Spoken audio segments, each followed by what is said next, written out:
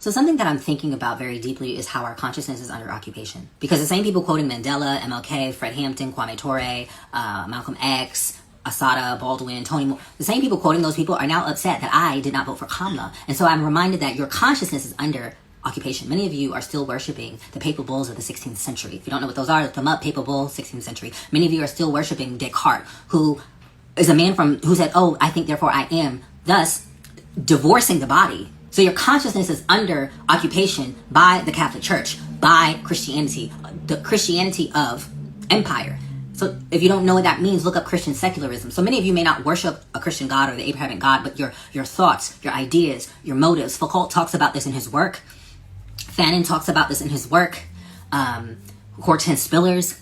Your consciousness is under occupation.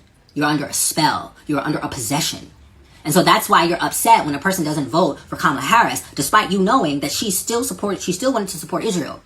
Despite you knowing now that the Democratic Party is not liberal, the Democratic Party is not progressive, and you are upset with people also underestimating the fact that there's a bunch of people that hate you, that literally want you dead. It doesn't matter how nice they pretend to be. If they were given free reign, you would be dead by now. Trans people, queer people, black people, immigrants, women.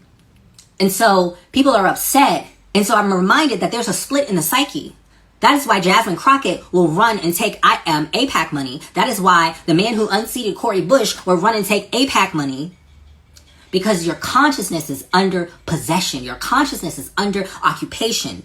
And it's under occupation by the Roman Catholic Empire, which hijacked spirituality. That's why Christianity is always telling you, and it gets secularized. That's why Christianity is always telling you you're dirty.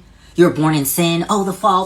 No, the fall represents actually, because the Gnostics warned against this kind of Christianity. They warned against it. The fall is enlightenment. And because Descartes said, oh, I think, therefore I am, hogwash, fucking bullshit.